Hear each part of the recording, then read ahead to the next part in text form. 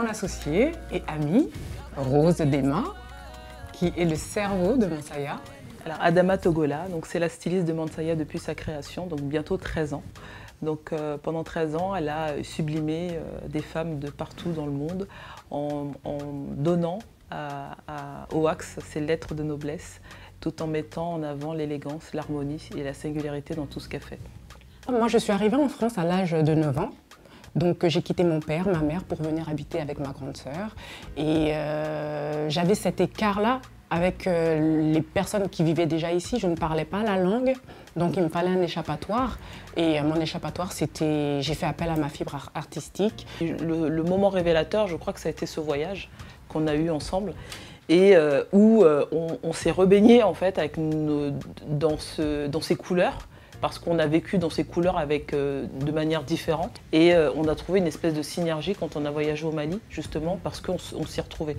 Et ça a été un peu notre point commun, parce que de là, on s'est dit, waouh, là, moi, c'est ce que je veux mettre tous les jours, en fait. La femme Mansaya, elle est singulière, elle est élégante et sa tenue est toujours harmonieuse.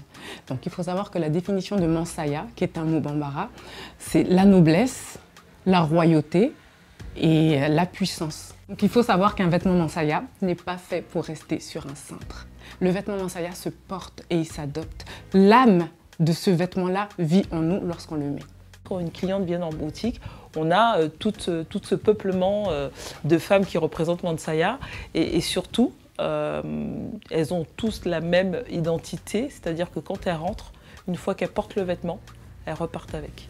Il y a toujours cette âme en fait vers l'Afrique, parce que quand on y retourne, on se dit mais finalement avec tout ce qu'on a pu avoir, nos parents nous ont permis d'avoir des études, quel est le retour en fait qu'on y apporte, et c'est comme ça que notre idée a été vraiment de valoriser et dynamiser l'économie en Afrique, en partant sur des projets qui existent déjà et surtout des savoir-faire qui existent déjà, qui est la couture, et d'apporter une dimension, on va dire, internationale. Et surtout, notre envie, c'est de valoriser le travail des tailleurs qu'on imagine, voilà, qu'on n'imagine même pas, et d'apporter une dimension vraiment internationale. Et notre expertise des 13 ans, aujourd'hui, on est capable aujourd'hui de travailler dans ce sens-là, de faire évoluer justement aussi bien la société, mais de dynamiser en fait un pays en pleine évolution.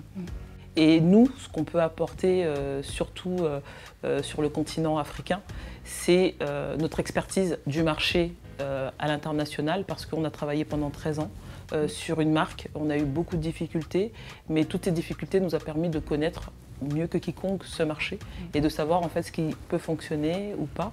Et plutôt que de travailler ici et de monter un atelier en Europe, l'idée c'est de se dire en fait l'Afrique, tout comme l'Inde il y a 15 ans ou l'Asie il y a 30 ans, certains ont misé sur eux et ils ont pu justement aujourd'hui avoir des usines de grandes marques. Et nous, on a cette même ambition pour l'Afrique. Et le deuxième point qui est important, c'est d'apporter une dimension internationale en termes de commercialisation. C'est de faire découvrir ce travail-là à travers le monde et de justement avoir une économie où nous sommes décisionnaires. Nous avons souhaité recourir à Walam Invest, qui est la première plateforme africaine de royalties crowdfunding. Nous avons besoin d'un accompagnement financier et technique afin de pouvoir développer notre activité et ainsi participer au rayonnement économique de l'Afrique et de le placer, bien sûr, dans une dimension internationale. Nous avons besoin de fonds nécessaires pour mettre à profit notre expertise. Mobilisons nos forces, car nous sommes l'Afrique qui gagne. Just like pearls, you're back against the